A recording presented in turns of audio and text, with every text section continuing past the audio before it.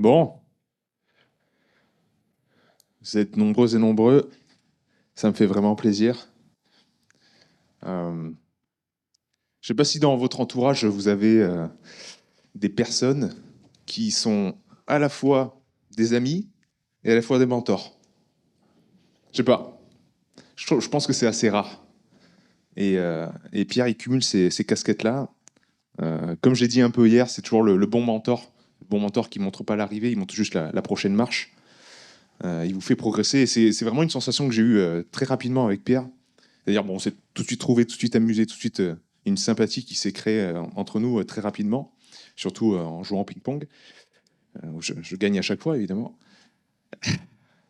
Mais, euh, mais ça a été aussi vraiment la sensation que cet homme-là, il allait me faire monter, me faire progresser, me faire avancer. Et cette sensation-là, je la renouvelle à chaque fois que je le côtoie. Je vous le dis pour les gens qui me suivent et les personnes qui sont membres de mon école assez régulièrement. Et donc, quand on a décidé du festival, c'était une obligation de faire intervenir Pierre, par amitié d'abord, mais parce que je pense que ce qu'il a apporté au monde est important. Et je sais que ce terme-là voilà, est très pertinent dans les propos de Pierre et il est récurrent. Ce que nous savons, c'est évidemment peu de choses par rapport au monde, mais ce que nous savons est important. Maestro, tu as les pleins pouvoirs.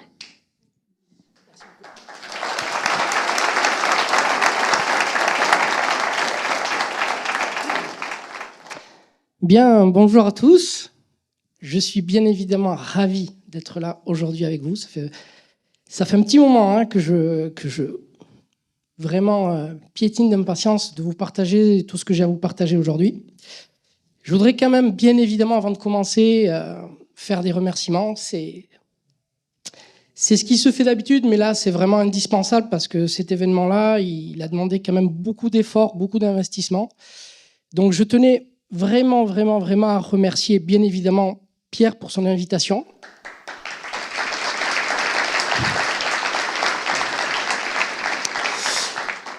Également, bien évidemment, Karine, sans qui rien n'aurait été possible, et pour son investissement.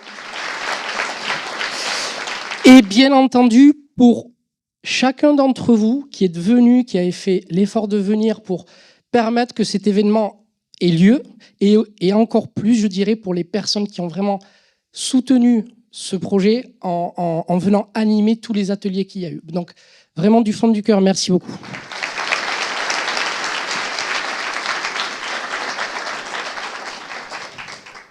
Alors, lorsqu'on m'a dit que le thème de la conférence était le potentiel humain, pour ceux qui me connaissent, beaucoup de voyantes se sont allumées. C'est un terme qui recèle énormément d'éléments, et lorsqu'on arrive dans une ère comme actuellement où on invite les gens à déployer leur plein potentiel, je pense qu'il est vraiment important de s'interroger, de se poser les questions de façon, je dirais, structurée. C'est-à-dire que, pour les gens qui me connaissent, vous savez que j'ai deux mots d'ordre dans mon rapport au savoir et à la connaissance. Ces deux mots d'ordre, c'est la structure et le lien. Ce sont les deux éléments fondamentaux qui nous rattachent, qui nous raccrochent à tout le monde du savoir et de la connaissance. Donc, ce que je vais vous proposer aujourd'hui, c'est dans un premier temps s'interroger sur l'origine de ce terme pour pouvoir par la suite en mesurer les implications dans le cadre même du potentiel humain. C'est-à-dire que le fait d'étudier la notion de potentiel dans la façon dont elle est apparue dans l'histoire va nous permettre de comprendre ce qu'elle implique lorsqu'on rajoute la notion d'humain par-dessus. Parce que le potentiel humain, c'est quelque chose dont on parle assez facilement, mais comme énormément de concepts qui paraissent simples de prime abord, mais qui sont extrêmement profonds, comme la matière, le temps, l'espace, l'énergie, ce sont des mots qu'on utilise tous les jours, mais sans véritablement être capable de les définir. Et ça, déjà, ça devrait susciter quand même une certaine forme d'interrogation. Mais bon, on se contente à un certain niveau d'accepter, de se dire qu'on se comprend. Mais si on veut déployer un potentiel tel qu'on l'envisage, on ne doit pas se contenter de considérer qu'on se comprend. On doit s'assurer de se donner les moyens d'aller le plus loin possible. Donc c'est ce qu'on va faire aujourd'hui. Dans un premier temps, je vais donc vous faire une très courte genèse, mais pour que vous la connaissiez, de l'histoire du potentiel. Parce que le terme potentiel, c'est un terme qui a été pris en fait dans le monde de la physique. C'est en physique qu'a été créé la première fois le potentiel. Et donc, on va voir un petit peu comment est-ce que ce terme a évolué avant d'arriver à l'application dans le champ humain.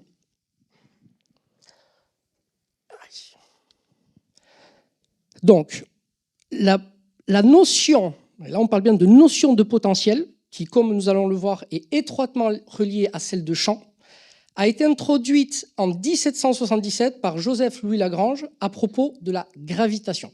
C'est la première fois que la simple notion de potentiel est apparue. Le terme, quant à lui, le terme de potentiel, lui, il n'apparaît qu'un demi-siècle plus tard, sous la plume du savant anglais George Green, dans un essai donc, sur l'application de l'analyse mathématique aux théories de l'électricité et du magnétisme. Donc c'est vraiment dans ce cadre spécifique qu'il a été nécessaire d'introduire un nouveau concept qui est le potentiel. Alors, là, on en vient à peine de commencer et je vais déjà vous faire une parenthèse. Ce que je suis en train de vous montrer là, c'est pour les élèves du CNH, en tout cas pour les praticiens, c'est un teasing pour le prochain stage. Parce que vous avez là un des éléments fondamentaux, mais vraiment un des éléments les plus importants de l'histoire des sciences, parce qu'elle va impliquer notre façon de voir le monde. C'est pas rien. C'est pas rien. Donc, est-ce que quelqu'un sait de quoi on parle ici? Quelqu'un? Bon, alors je vais vous aider. Il s'agit de la très fameuse expérience de Michelson et Morley, qui, donc on va le voir ensemble, hein, donc en fait c'est une expérience d'optique hein, qui a tenté, donc à la fin du 19e siècle, qui a tenté de montrer l'existence de ce qu'on appelait l'éther luminifère. À cette époque-là, donc ce sont les lois newtoniennes et l'électromagnétisme qui résident un petit peu le champ de la physique, et ces théories-là impliquent qu'il y ait un champ, qu'il y ait un bain, une matière qui permette en fait aux éléments de se déplacer. D'accord ? Et donc le but, c'était de savoir si effectivement cet éther luminifère existait ou pas. Donc pour y parvenir, Michelson et Morley ont cherché à mettre en évidence la différence de vitesse de la lumière entre deux directions perpendiculaires et à deux périodes espacées de 6 mois. Et à partir de là, ils concluent que cette différence est inférieure à ce que le dispositif permet de mesurer. Donc, l'interprétation de ce résultat conduit les physiciens à mettre en doute l'existence de l'éther, qui était supposé être le support matériel des vibrations d'une onde électromagnétique comme la lumière, ou tout au moins son mouvement. Cela montrait aussi que la vitesse de la lumière était la même dans toutes les directions, et donc ce qui était en fait la limite de la précision de cette expérience. Pourquoi je vous parle de ça? Je vous parle de ça parce qu'à partir de ce moment-là, donc là c'est 1887, d'accord? 1887. À partir de cette date-là, le fait de considérer que effectivement l'éther luminifère n'existe pas, toute la science qui va se bâtir derrière va postuler que tous les éléments de cet univers sont séparés. D'accord ? Donc on est tout droit dans la lignée, si vous voulez, de la pensée un petit peu mécaniste de Descartes, c'est-à-dire que là, on considère que les choses sont séparées parce que cette espèce de champ qui réunit tout ne semble ne pas exister parce qu'on ne l'a pas mesuré. C'est très très important, hein, parce que ça veut dire que toutes les théories qui vont venir par la suite vont être imprégnées du présupposé que tout ce qui est dans notre univers, en fait, est séparé. Il n'y a pas d'unité. Et donc, ce qu'on relève aussi dans cette expérience très rapidement, c'est qu'effectivement, elle est limitée par la technique et la technologie qu'il y avait à l'époque. Et c'est pour ça que régulièrement encore, on mesure pour vérifier effectivement si ces données étaient justes. Et donc, une théorie que l'on développera pour le coup, parce que ce n'est pas le propos aujourd'hui, mais c'est important pour vous tous de le savoir. Des théories se sont développées, qu'on appelle la théorie des champs, et notamment la théorie du champ quantique, qui permet justement de relativiser en fait ces résultats et d'aborder le lien et la relation entre les objets et leur environnement de façon complètement différente. Mais ce que vous devez retenir, c'est que tous les modèles sur lesquels vous vous êtes appuyé ou sur lesquels vous avez appris les choses ont comme pré-pensée que les choses sont séparées. D'accord ? C'est-à-dire que le contenant dans lequel on vous enseigne les choses, c'est que les choses sont séparées. Il n'y a pas d'unité. Du coup, un champ, à quoi ça correspond ? Un champ, pour les physiciens, est un terme qui traduit l'influence d'une interaction donnée, donc comme par exemple la gravitation, sur une région de l'espace et permet de décrire la façon dont une particule ou un corps placé dans cette région est affecté par l'interaction. D'accord ? Un champ correspond à la donnée pour chaque point de l'espace-temps de la valeur d'une grandeur physique. Cette grandeur physique, pour le coup, elle peut être scalaire, vectorielle, bon, peu importe. Elle a plusieurs valeurs. C'est ainsi que le champ de gravitation engendré par un corps exprime l'influence gravitationnelle de ce corps sur chaque point de l'espace environnant. D'accord ? C'est-à-dire que ça nous renvoie un petit peu au concept fondateur de la relativité générale d'Einstein, c'est-à-dire qu'il faut imaginer le monde comme une espèce de toile d'araignée dans laquelle à chaque fois que vous posez un élément dessus, en fait, par la déformation qu'il va créer sur la toile, il va informer la totalité de la toile d'araignée. D'accord ? C'est de ça dont on parle. Donc, en fait, lorsque le potentiel au départ a été pensé, c'était pour déjà parler d'un lien, d'une relation. D'accord ? Pour pouvoir exprimer un lien, on a invoqué le concept de potentiel.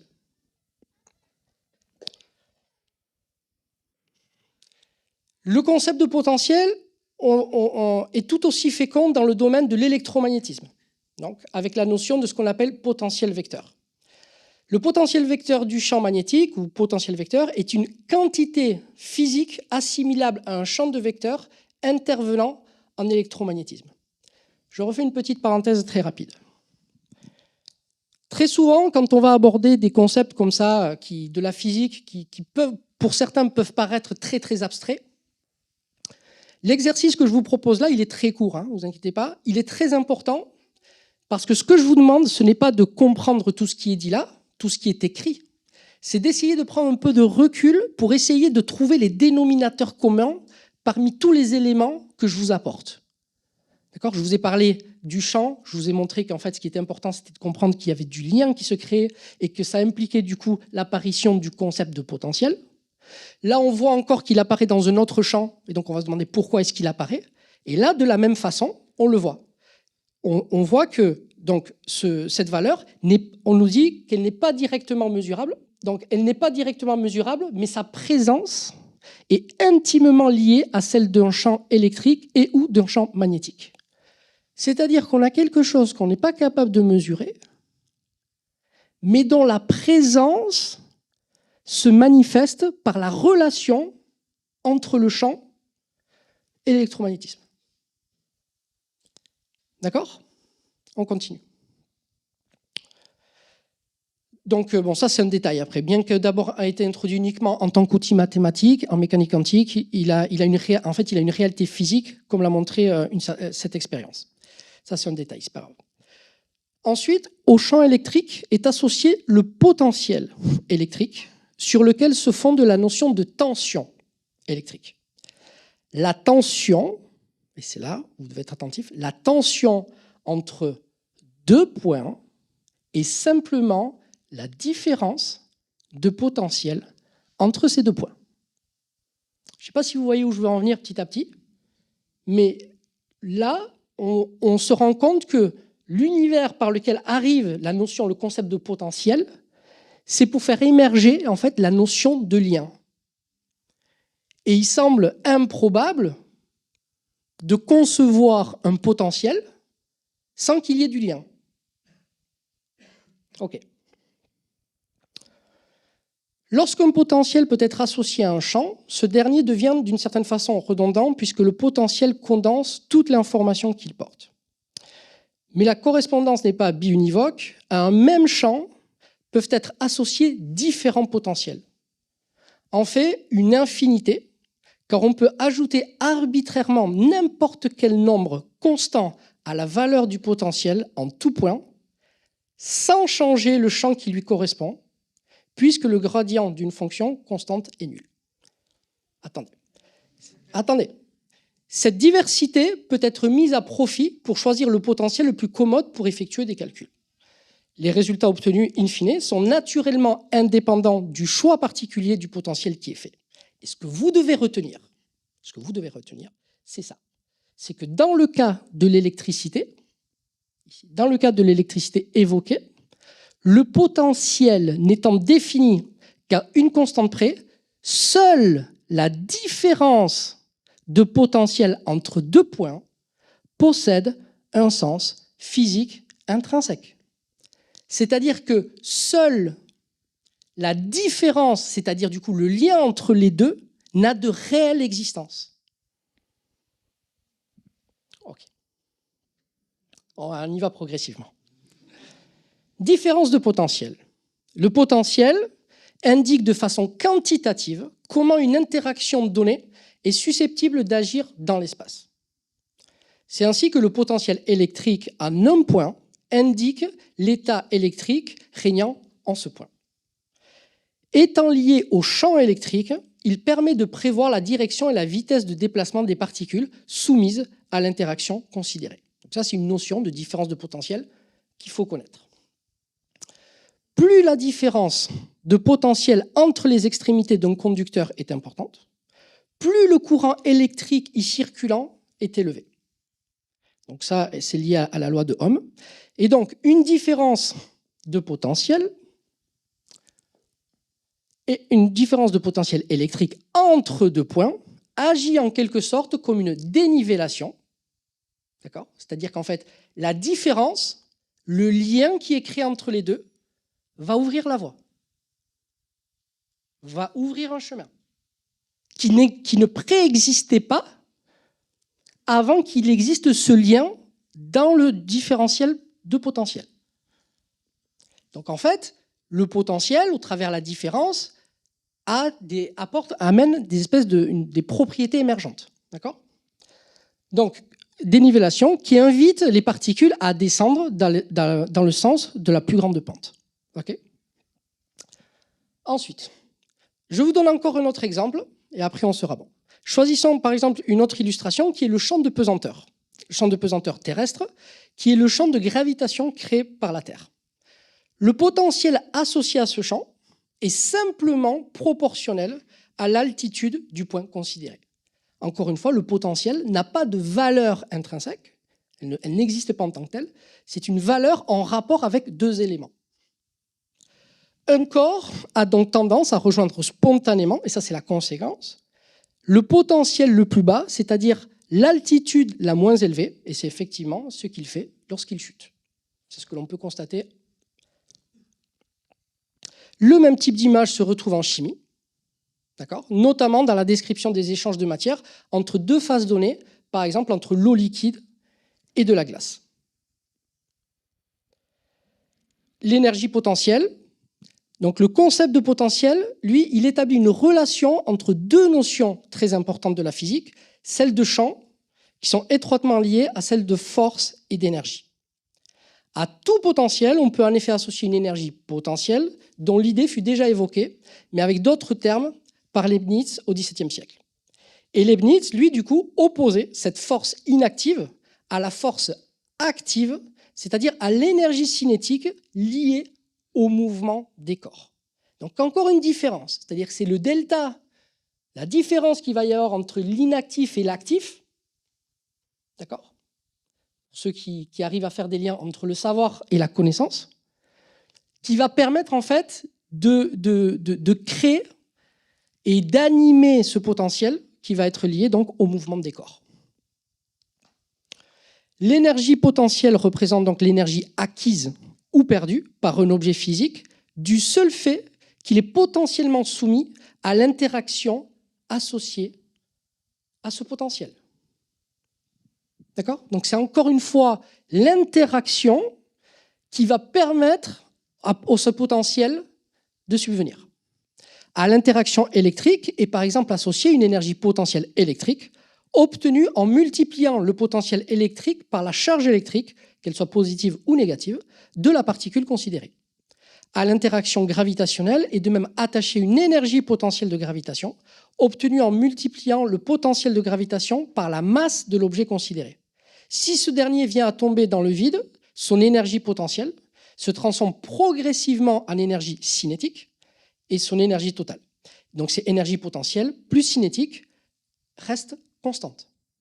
Et donc ce que vous devez retenir, c'est que la chute, donc ce qu'on vient de dire, est donc le processus par lequel l'énergie potentielle d'un corps s'actualise en une énergie plus manifeste puisqu'elle est liée à son mouvement. Donc c'est la mise en mouvement qui va permettre à la notion de potentiel de se manifester. Ok. On en a fini avec les sciences physiques pour la notion de potentiel, mais on va quand même essayer de voir dans le sens commun qu'est-ce que ça donne avant de vraiment rentrer dans le dur.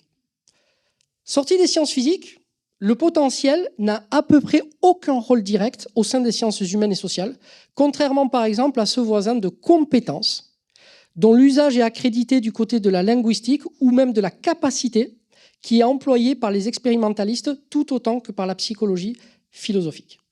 Il possède en revanche un air de famille avec une notion bien accréditée dans la tradition philosophique, c'est celle de puissance. Et donc ce sont des termes qui sont complètement différents. La capacité, la puissance, le potentiel. Et si on commence à essayer vraiment de bien les définir, on va se rendre compte qu'on va tomber face à un mur. Dans le cadre d'une reconstruction rigoureuse de la notion de potentiel, il faut se demander dans quelle mesure on ne se situe pas dans la perspective d'une certaine ontologie. L'approche ontologique revisite en fait les frontières qu'on a pré-tracées entre les domaines de la culture, de la nature, du vivant, du non-vivant, de l'objet et du sujet. C'est-à-dire que ce sont tous ces éléments des choses qu'on a séparées pour créer des modèles. Et en fait, ce travail ontologique va nous permettre d'essayer de les relier ensemble pour voir, lorsqu'on les remet ensemble, qu'est-ce que ça donne. Est-ce qu'on a une autre perception d'un concept ou même de la notion de potentiel lui-même? Donc, bien évidemment, comme on disait, l'objectif n'est pas de réfléchir sur la notion de potentiel en général, mais sur celle du potentiel humain, en tout cas pour aujourd'hui. Mais vous verrez, par rapport aux éléments que je vais vous amener dans quelques instants, que ça va faire énormément sens et que, même si ça vous paraît fastidieux tout ce que je viens de vous montrer là, c'est indispensable. Et ça va donner énormément de profondeur et de sens aux éléments que nous allons aborder. Donc, malgré cela, cependant, il est difficile de dissocier complètement les considérations critiques des perspectives ontologiques positives. Donc ça, il faut savoir, beaucoup de travaux philosophiques qui ont développé au cours du siècle passé, dans un sens ou dans un autre, la notion de potentiel, l'ont fait en suivant une inspiration qui est dite anti-essentialiste. Donc il s'agit, donc là vous avez plusieurs auteurs, hein, et donc en fait l'essentialisme c'est un mode de pensée selon lequel toute entité est caractérisée par un ensemble d'attributs essentiels qui seraient nécessaires à son identité et à sa fonction. Donc déjà là on voit que même dans les champs de la philosophie, la notion de potentiel a souvent été traitée par les mêmes prismes. OK. Alors, maintenant qu'on a vu ça, on va pouvoir entrer dans le vif du sujet.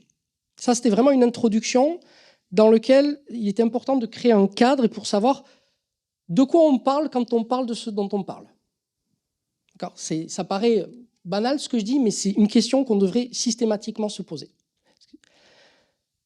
Donc, dans le cadre du potentiel humain, il y a deux éléments, moi, qui me semblent vraiment, vraiment importants d'aborder aujourd'hui avec vous. Je vous fais une petite parenthèse avant de commencer, parce que j'ai eu plusieurs discussions là, pendant ces 2 jours.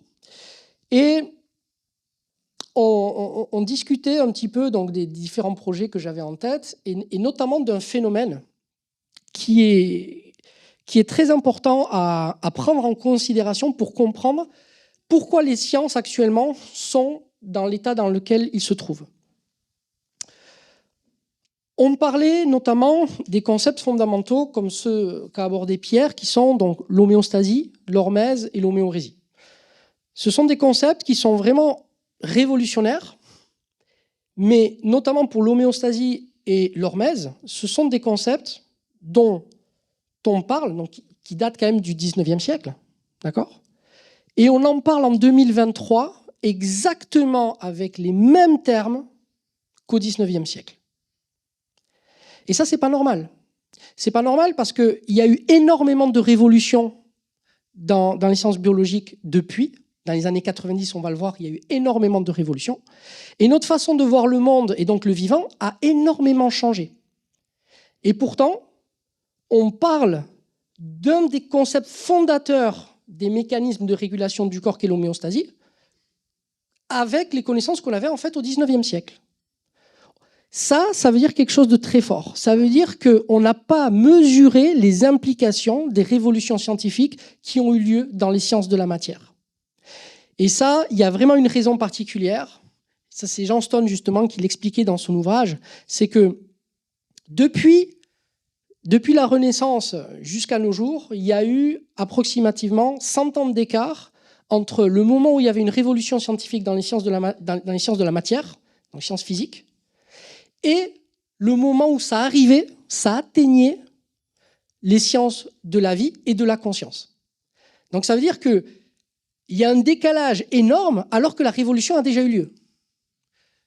Et donc, si vous voulez, là, moi, je vais vous montrer donc, des choses qu'on a découvertes dans les années 90, mais on n'en parle quasiment pas. Parce qu'en fait, il y a un décalage entre le moment où on découvre les choses et le moment où on l'intègre dans notre discours. Et ça, c'est vraiment problématique parce qu'on a un temps de retard qui est très fort et donc on a un discours qui n'est pas toujours très, très, très cohérent. Et cette raison-là, elle est liée essentiellement au fait qu'on a dissocié les branches de la science. Et comme les sciences de la vie dépendent grandement des découvertes qui sont faites dans les sciences de la matière et qu'elles ne se parlent plus, et bien en fait, lorsqu'on découvre dans les sciences de la matière des éléments comme la physique quantique, par exemple, mais en fait, elles mettent un siècle à intégrer les concepts dans la biologie parce qu'en fait, ils ne se parlent plus. Donc il faut avoir ça vraiment en tête pour vraiment mesurer le retard qu'il peut y avoir et la façon obsolète que l'on peut avoir de parler du vivant et de tous les mécanismes qui le régissent. Donc moi, je vais aborder avec vous aujourd'hui certains de ces éléments les plus importants pour moi. Et vous verrez qu'après ça, je pense vraiment que vous ne verrez plus le vivant de la même façon et encore moins le potentiel. Alors, je ne vous parle même pas du potentiel humain. On y va? Vous êtes toujours là? Alors, on est parti. Le premier élément dont on va parler, c'est bien évidemment le cœur. Alors, le cœur, c'est vraiment un organe extrêmement atypique et qui nous a ouvert un petit peu ses couches petit à petit dans l'histoire des sciences. Je vais vous montrer quelques éléments qui vont vous permettre d'aborder cet organe d'une façon vraiment totalement différente. Le premier élément, déjà on va faire un petit rappel anatomique très simple. Le cœur, qui est schématisé approximativement comme ça, C'est à peu près la taille d'un point, d'accord, tout petit peu plus grand, et ça comporte 3 couches. Vous avez donc l'endocarde, le myocarde et le péricarde, et vous avez 4 cavités, 2 oreillettes et 2 ventricules, et 4 valves unidirectionnelles, qui sont donc les tricuspides, mitrales, pulmonaires et aortiques. Le cœur, c'est approximativement 5 litres de sang dans le corps, approximativement, en fonction de la taille et du sexe. Et c'est la quantité également de sang que le cœur pompe en 1 minute. C'est-à-dire que la totalité de votre sang est pompée toutes les minutes dans votre cœur. C'est énorme. Donc, ce qui correspond finalement à plus de 7000 litres de sang qui passent par le cœur par jour. Donc, le cœur doit battre plus de 100 000 fois par jour en continu pour assurer une bonne oxygénation de l'ensemble des tissus du corps.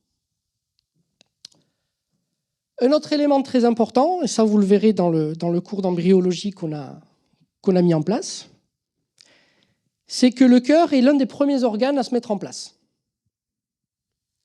Le cœur bat à 21 jours.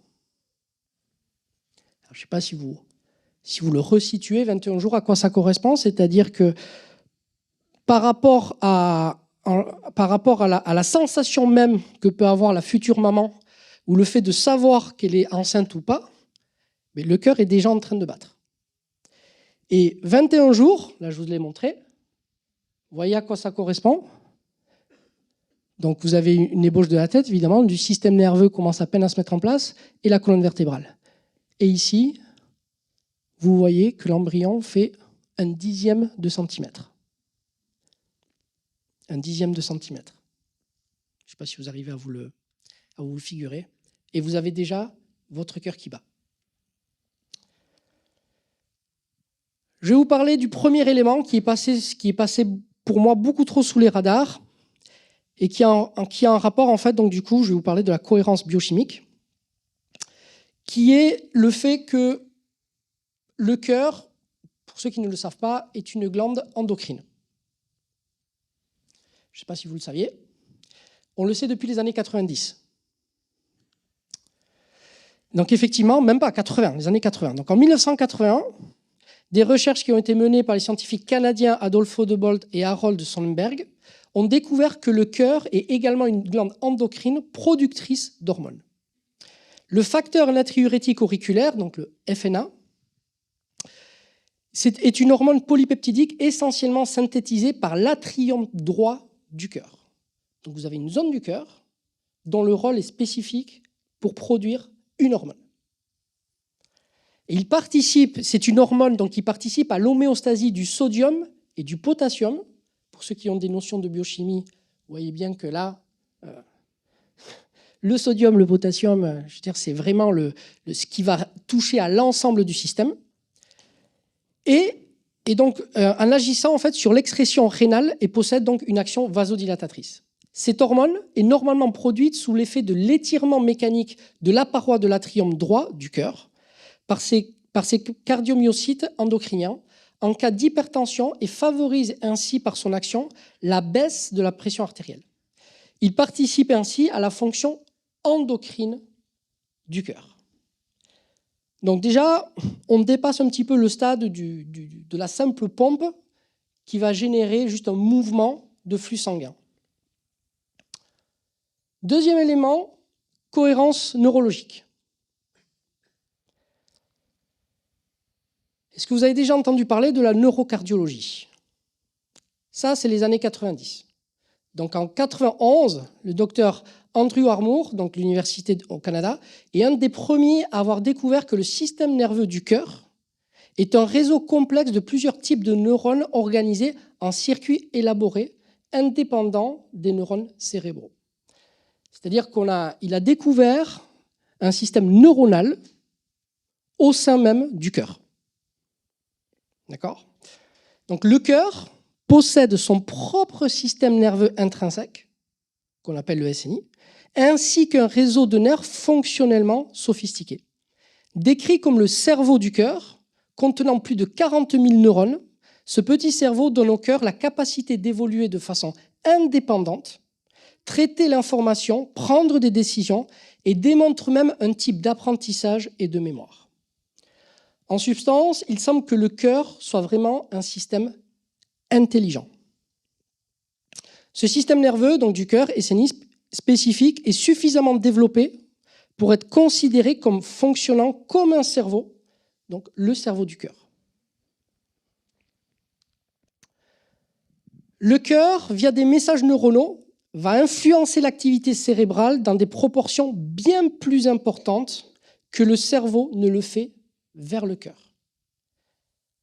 Je ne sais pas si ça vous rappelle quelque chose, mais pour ceux qui ont suivi un petit peu l'actualité au niveau de l'évolution de tout ce qui a été découvert au niveau du système nerveux, dans les années 90, à peu près en même temps, on a découvert qu'il y avait un peu la même chose au niveau des intestins. C'est-à-dire qu'on a découvert la mise en place d'un système nerveux dit entérique, d'accord, dans lequel, en fait, on s'est rendu compte que les informations qui allaient du cerveau vers les intestins étaient finalement beaucoup moins denses que l'inverse.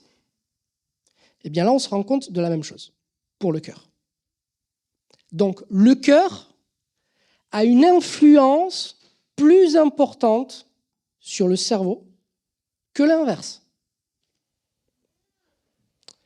Il communique aussi des informations au niveau cérébral par le système hormonal, comme nous l'avons vu juste avant.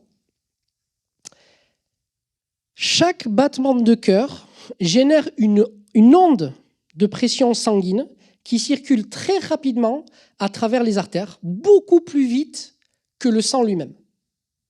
Ce sont ces ondes de pression qui créent ce que nous percevons en palpant une artère et que nous appelons le pouls. D'accord ? C'est l'onde de pression que l'on sent. L'onde de pouls correspond à l'onde de déformation de la paroi artérielle à la suite du choc d'éjection ventriculaire cardiaque. C'est une déformation de la paroi artérielle et elle est perpendiculaire à l'axe de l'artère qui se propage le long de l'artère et diffuse dans tout le réseau artériel.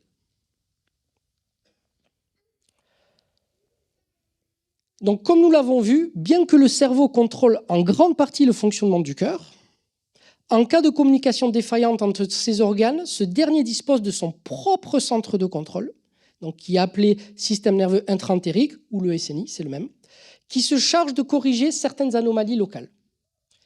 Se composant d'une couche de neurones répartis autour du muscle cardiaque, l'ICN s'apparente à un véritable bouclier contribuant notamment à le protéger en cas d'infarctus. Mais jusqu'à présent, ou en tout cas jusqu'à récemment, l'organisation de ce réseau complexe de neurones, ainsi que de leurs propriétés et rôles respectifs, restait très très mal compris.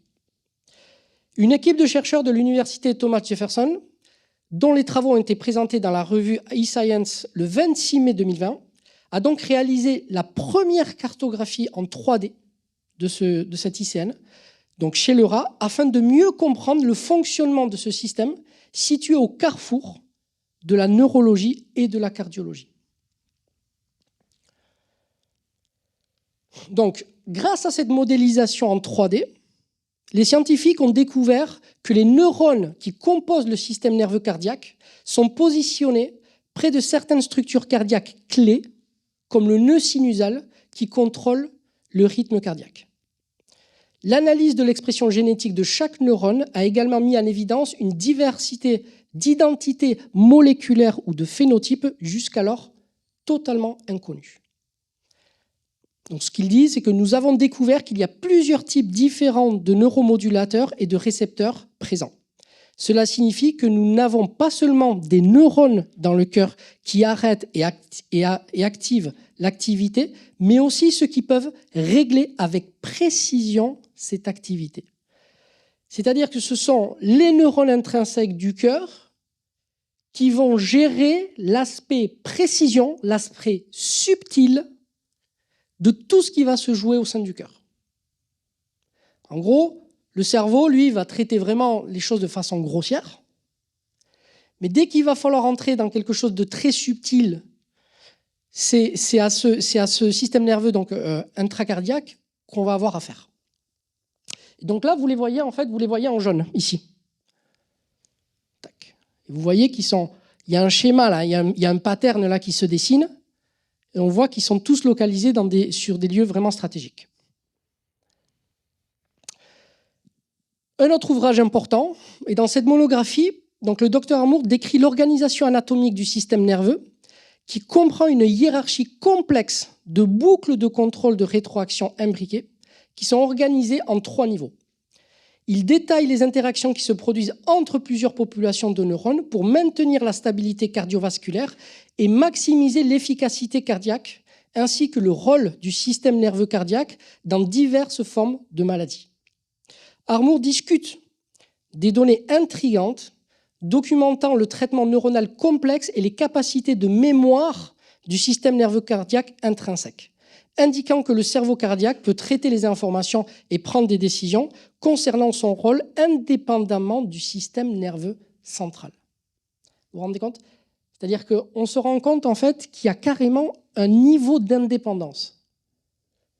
Un niveau, c'est-à-dire que c'est toujours à relativiser, mais on se rend compte qu'il y a quand même une fonction qui est extrêmement sophistiquée et qui commence à donner au cœur finalement une place extrêmement importante dans toute la gestion des interactions que l'on vit avec notre environnement. En fournissant une compréhension de l'anatomie et de la physiologie complexe du système nerveux cardiaque, cette monographie contribue à la nouvelle vision du cœur en tant que système complexe et auto-organisé qui maintient un dialogue continu avec le cerveau et le reste du corps. Donc là, vous voyez qu'avec ces éléments-là, on a des éléments vraiment concrets qui nous permettent de mettre du sens à tout ce que les grandes traditions en fait, nous ont transmis. Quand on parle du cœur, on a souvent l'impression que ce sont des expressions, que ce sont des choses qui font bien, mais bon, voilà. Et là, on voit véritablement en fait à quel point ces traditions avaient raison, sans avoir finalement les éléments scientifiques pour pouvoir les étayer. Comme quoi leur capacité en fait d'écoute, de pratique et du coup d'accéder à la connaissance leur permettait d'aller beaucoup plus vite et beaucoup plus loin dans la connaissance de soi. Alors là, je vais vous montrer du coup quelques images de ce système nerveux intracardiaque. Donc cette image microscopique qui montre l'interconnectivité entre les ganglions cardiaques dans le cœur humain. Donc là, on est dans le cœur, hein. On n'est pas dans le cerveau. Hein. Les structures minces bleues claires dans l'image de gauche sont de multiples axones qui courent entre et relient les ganglions. Donc vous les avez ici. Tac. L'image de droite, en fonction, est une vue agrandie des ganglions montrés dans la boîte rectangulaire à l'image de gauche. Donc ici, vous avez juste un zoom de ce que vous avez là. Ici, il s'agit d'une vue très agrandie d'un ganglion intrinsèque cardiaque qui est prise avec un microscope confocal qui est capable de prendre des images couche par couche, puis de construire une image en 3 dimensions. Les ganglions sont constitués de groupes de cellules nerveuses, donc dites somata, qui existent à l'extérieur du cerveau et de la moelle épinière. Chacune des plus petites structures circulaires représentées est le corps cellulaire d'un neurone individuel. Vous voyez, tout ça. Cette image-là représente une coupe transversale à travers un ganglion cardiaque intrinsèque et au centre, juste au centre ici, on trouve une masse de dendrites qui relie les neurones individuels. C'est la structure idéale pour une unité de traitement neuronal indépendante. C'est-à-dire que là, lorsqu'on étudie la structure même des neurones, des neurites, on se rend compte que dans la façon dont ils sont construits, ils sont vraiment optimisés pour avoir une efficacité maximum. Et ce dessin ici, donc, montre un petit peu ce que je vous ai montré lors de la vidéo, c'est-à-dire qu'il montre l'emplacement et la distribution des ganglions cardiaques intrinsèques. Et justement, notez comment ils se répartissent, notamment autour des orifices des gros vaisseaux. Donc vous voyez qu'ils sont tous focalisés ici, là. Ils sont en densité importante autour des orifices les plus importants. Et celle-ci, donc cette image, c'est donc des neurones afférents cardiaques intrinsèques qui a été prise avec un microscope aussi confocal. Un neurone afférent, c'est un neurone qui envoie des informations à un autre neurone. Ces neurones sensoriels détectent les changements mécaniques et biochimiques locaux qui se produisent dans le tissu cardiaque. Ils envoient ces informations au reste du système nerveux cardiaque intrinsèque et, dans de nombreux cas, au cerveau. Troisième étape. Donc, l'Institut HeartMath, donc c'est un centre de recherche clinique et scientifique qui a été fondé en 1991, est basé aux États-Unis. Son fondateur, donc Doug Twill, est un pionnier dans le développement d'outils facilitant la réduction du stress et la résilience. Et il a publié, donc en 2005, avec Howard Martin, un livre intitulé Heart Intelligence, dans lequel sont présentés les résultats de leurs recherches. Et la découverte, ou en tout cas l'une des découvertes les plus importantes de cet ouvrage, c'est vraiment la documentation, donc la mesure du champ d'énergie en forme de tore qui entoure le cœur et s'étend au-delà du corps. Le cœur, comme le cerveau, génère un puissant champ électromagnétique, qu'il explique donc dans cet ouvrage. Le cœur génère le plus grand champ électromagnétique du corps, jusqu'à 5000 fois supérieur à celui du cerveau. Et ce champ peut être mesuré avec un magnétomètre jusqu'à plusieurs pieds au-delà du corps. Le champ électrique, qui est mesuré dans un électrocardiogramme, est environ 60 fois plus grand en amplitude que les ondes cérébrales enregistrées dans un électroencéphalogramme. Et c'est assez surprenant de voir ça, parce que finalement, le nombre de neurones dans le cœur est nettement inférieur à celui du cerveau. On est à peu près à 40 000 neurones, alors qu'on en est à 100 milliards dans le cerveau. Et lorsqu'on parlait tout à l'heure du système nerveux entérique, on en est approximativement à 500 millions. Donc on retrouve des neurones dans ces trois structures, mais par contre à des échelles totalement différentes. Et pourtant, le cœur est l'organe qui, dans le corps, et de loin, produit le champ magnétique le plus puissant.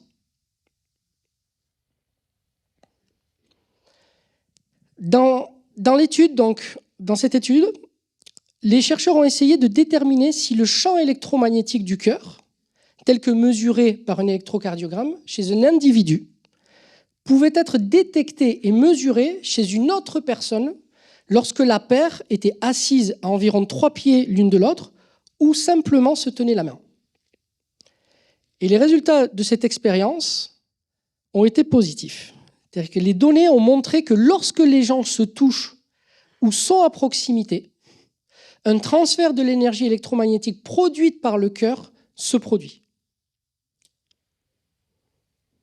OK ? On avance encore. Une autre étude de 2007.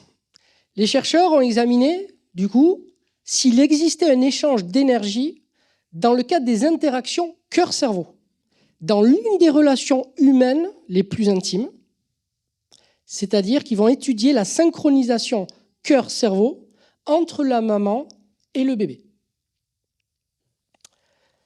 Donc cette étude a exploré le potentiel de mesurer les interactions cœur-cerveau énergétiques qui peuvent se produire entre une mère et son bébé. Sur ce graphique, vous avez la vague supérieure, donc la bleue, qui correspond à l'électroencéphalogramme, donc l'EEG, moyenné par le signal de la mère ou le signal des ondes cérébrales. D'accord ? Celle-ci là. L'onde inférieure correspond à l'électrocardiogramme, donc l'ECG, moyenné par le signal du bébé, qui est juste ici. La moyenne des signaux est une technique de détection de synchronisation entre deux signaux. Et dans cet exemple, les ondes cérébrales de la mère sont clairement synchronisées avec les battements cardiaques de son bébé. Les chercheurs ont pu montrer que les ondes cérébrales de la maman se synchronisaient avec celles du rythme cardiaque de son bébé. Enfin, je ne sais pas si vous vous rendez compte Et dans cette expérience, le bébé était allongé sur les genoux de sa maman avec une couverture placée entre la maman et le bébé. Et dans le résumé de leur conclusion, les auteurs de l'étude ont écrit: ces données préliminaires élucident la découverte intrigante selon laquelle les signaux électromagnétiques générés par le cœur ont la capacité d'affecter les autres autour de nous. Il semble que lorsque la mère a placé son attention sur le bébé, elle est devenue plus sensible aux signaux électromagnétiques subtils générés par le cœur du nourrisson. Ces découvertes ont des implications intrigantes, suggérant qu'une maman dans un état psychophysiologiquement cohérent est devenue plus sensible aux informations électromagnétiques subtiles encodées dans les signaux électromagnétiques de son enfant.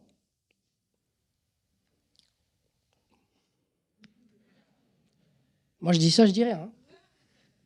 Enfin, je veux dire, c'est incroyable. Hein. Je veux dire, là, par rapport à tout ce qu'on nous a appris, tout le conditionnement qu'on a eu, à la façon qu'on a d'interagir même entre nous, je veux dire, on a tout faux. Hein. Troisième étape, la cohérence énergétique. Donc, comme nous l'avons vu, le cœur est le plus puissant générateur d'énergie électromagnétique dans le corps humain. Cela signifie que le cœur a une très grande influence sur les autres organes, bien évidemment, mais aussi sur son environnement. Parce qu'il va au-delà de notre corps, de notre simple corps physique. D'après le docteur McCarthy, directeur de recherche donc, de l'Institut HeartMath, les informations émotionnelles sont en fait codées et modulées dans ces champs. En apprenant à déplacer nos émotions, nous modifions les informations codées dans les champs magnétiques qui sont émis par le cœur et qui peuvent avoir un impact sur ceux qui nous entourent. Nous sommes fondamentalement et profondément liés les uns aux autres et à la planète elle-même. D'accord ? C'est-à-dire que ce dont je vous parlais au tout début par rapport à l'expérience de Michelson et Morley, qui nous expliquaient, du moins par rapport à leur interprétation, que tout était séparé dans notre univers, les éléments qu'on a été chercher dans l'espace pour justifier ce que l'on ressentait, eh bien en fait, c'est ce qu'on a découvert à l'intérieur de nous qui nous démontre l'inverse.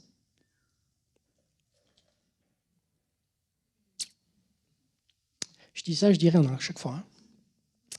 Donc, pour l'instant, le cœur, on se rend compte qu'il permet donc d'apprendre, de se souvenir, de sentir, de ressentir, de transmettre, de décider, d'émettre, de produire, de réguler, etc., etc. Et on n'en est qu'au début. On n'en est qu'au début. Petit résumé rapide par rapport à ce qu'on a vu par rapport au cœur. D'accord ? Donc, premier élément, la cohérence neurologique. Donc, nous avons vu qu'entre le cœur et le cerveau, il y a une communication neurologique au moyen de la transmission d'impulsions nerveuses. Le cœur donc, envoie plus d'informations au cerveau qu'il n'en reçoit et il peut inhiber ou activer des parties déterminées du cerveau selon les circonstances. Constitué de 40 000 neurites, donc les neurones, il peut influer sur notre perception de la réalité et de ce fait sur nos interactions. Je répète. Il peut influer sur notre perception de la réalité et de ce fait sur nos réactions. On va le voir plus tard, mais ça implique, ça a des implications énormes sur la responsabilité de nos émotions. Il n'y a pas deux mondes différents, il n'y a pas le monde de nos émotions et puis la réalité. C'est deux choses qui sont complètement intriquées. Vos émotions vont créer une certaine forme de réalité et donc vont manifester ce que vous ressentez. Donc c'est très, très, très important de prendre la mesure de l'importance que peuvent avoir les sentiments et les émotions, non seulement que nous vivons, mais plus que tout, les émotions que nous entretenons. C'est-à-dire les émotions sur lesquelles vous mettez le plus d'attention. que vous décidez de nourrir dans votre quotidien. Parce que c'est ceux-là qui construisent, jour après jour, notre réalité. La cohérence biochimique. Donc nous avons vu que le cœur envoie des informations biochimiques au moyen des hormones et des neurotransmetteurs.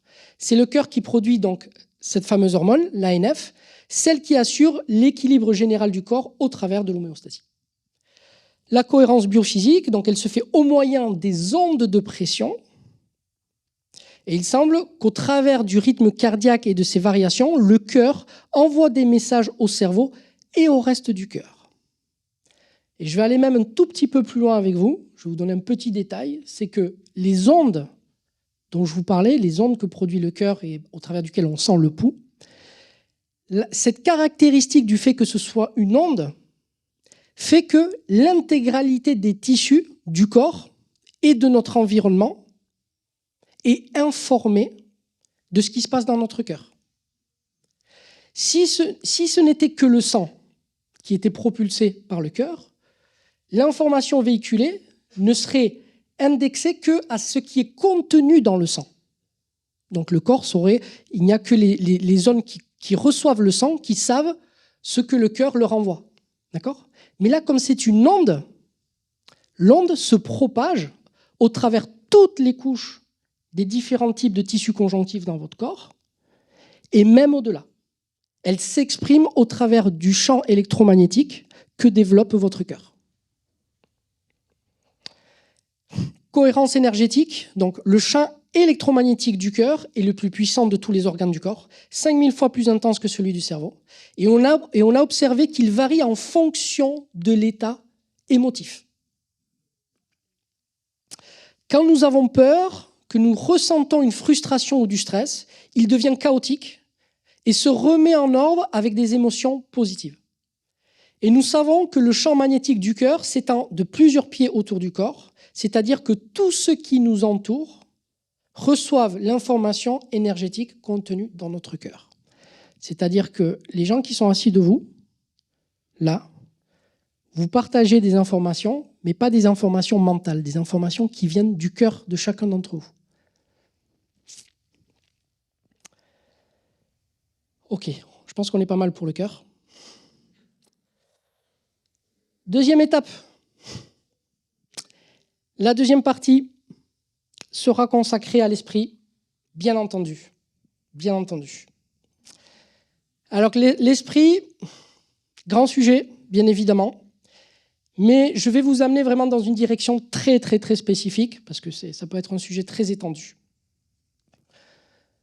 Quand on parle de l'esprit, on peut employer comme définition que ce sont des forces invisibles et mobiles qui influencent le monde physique. Et cette définition-là, qui est la définition qui est habituellement donnée pour l'esprit, c'est aussi la définition d'autre chose. Et cette autre chose, c'est le champ. Le champ dont je vous parlais au début. Le champ qui est censé relier toute chose qui existe dans ce monde. C'est étonnant que l'esprit et le champ s'accordent sur une même définition. Première expérience, 1994. Donc vous voyez quand même que ce que je vous montre là, c'est avant les années 2000. Hein. 1994, donc le fameux Journal of Scientific Exploration, une étude qui a été menée donc, par l'équipe de Glenn Rain. Et cette étude, elle a marqué véritablement un tournant dans notre approche du rapport entre l'esprit et la réalité. Voyons un petit peu ça. L'une des deux techniques utilisées lors de cette étude consistait à étudier la capacité de l'eau traitée à influencer un système biologique.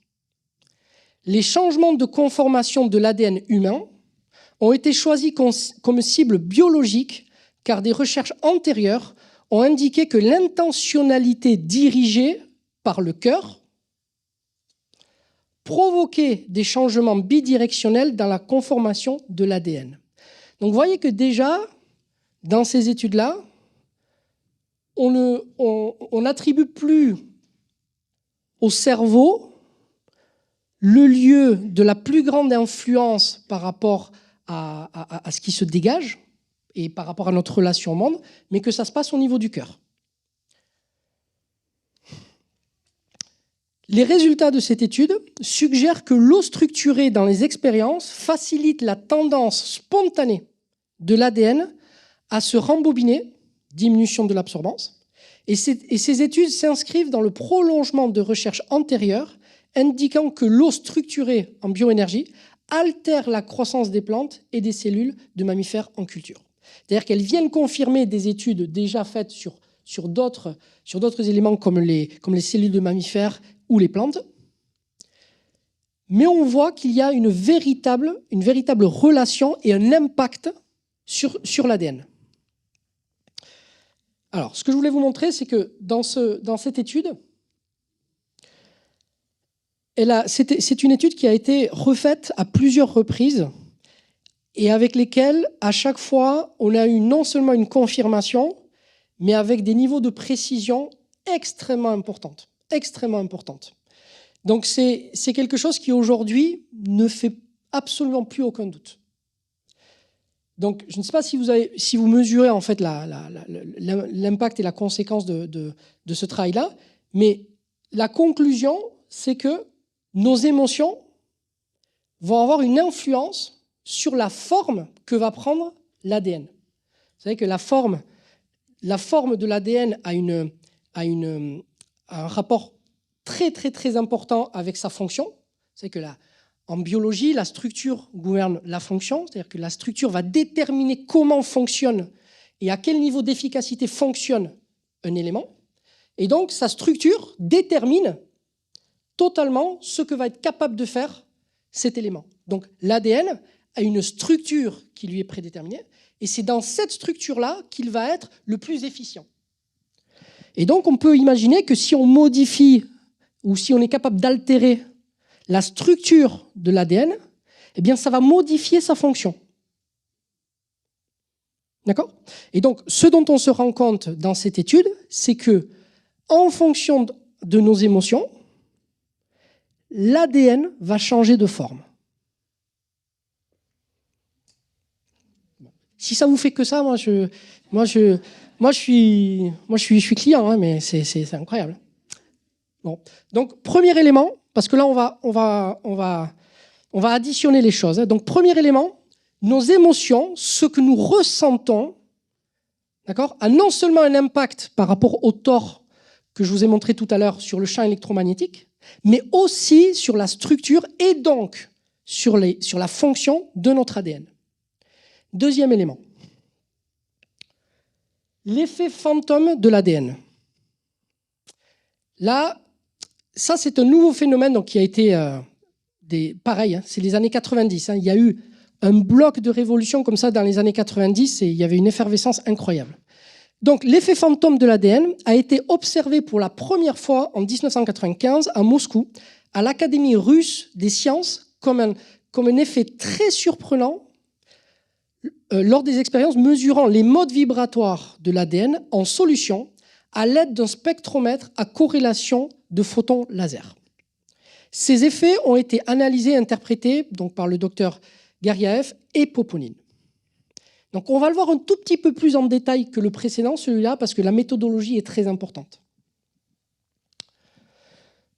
La nouvelle caractéristique qui rend cette découverte nettement différente de nombreuses autres tentatives précédemment entreprises pour mesurer et identifier les champs d'énergie subtils est que le champ du fantôme d'ADN a la capacité d'être couplé au champ électromagnétique conventionnel du rayonnement laser et par conséquent, il peut être détecté, et c'est ça qui est important, de manière fiable et identifié positivement à l'aide de techniques optiques standards. C'est-à-dire que cette configuration nous permet, grâce aux techniques et aux technologies que nous avons, de faire un lien entre le monde subtil et ce que nous sommes capables de mesurer. Ces données expérimentales nous fournissent non seulement des données quantitatives concernant la constante de couplage entre le champ fantôme d'ADN et le champ électromagnétique de la lumière laser, mais fournissent également des informations qualitatives et quantitatives sur la dynamique non linéaire des champs d'ADN fantôme. Notez, et ça c'est vraiment pour les gens qui sont déjà, qui travaillent un petit peu dessus et qui s'intéressent un petit peu à ces recherches, notez que les deux types de données sont cruciaux, et ça c'est vraiment une avancée importante, pour le développement d'une nouvelle théorie unifiée des champs quantiques non linéaires qui doit inclure la théorie physique de la conscience et devrait être basée sur un arrière-plan quantitatif précis. Ne retenez pas ça, mais c'est vrai que pour les gens qui étudient ça, c'est vraiment une étape importante parce que ça nous permet d'avoir un dénominateur commun pour pouvoir unifier ce que nous savons jusqu'à présent. C'est tout ce qu'il faut retenir. Alors, je vais vous montrer un petit peu l'expérience. Donc, cette image montre une photographie de l'appareil expérimental. Les principaux éléments sont un laser dont la lumière est dirigée à travers un système de lentilles et un échantillon sandwich d'ADN, comme indiqué sur ce schéma. Un schéma fonctionnel du spectromètre laser à corrélation de photons utilisé dans ces expériences est présenté dans la figure que vous voyez ici. Dans chaque ensemble de mesures expérimentales avec des échantillons d'ADN, plusieurs mesures de contrôle double sont effectuées, bien évidemment. Donc, ces mesures sont effectuées avant. Donc, je vais vous expliquer un petit peu comment ça se passe. Ils ont décidé de prendre une boîte, on va appeler ça une boîte, c'est une cuvette en fait. Et ils vont décider en fait de faire le vide dans cette cuvette. D'accord ? Le vide, ce n'est pas le néant, on en parlait hier, d'accord ? Donc, on décide de faire le vide et, comme vous savez, dans tous les atomes en fait contiennent en eux-mêmes en fait des particules de photons. Et donc l'idée c'était de pouvoir mesurer dans le vide comment étaient réparties les particules donc de lumière lorsque c'était vide. D'accord ? Donc la première étape c'est ça, c'est qu'on vide complètement un compartiment, on mesure, on voit où sont situées les particules de photons et on regarde.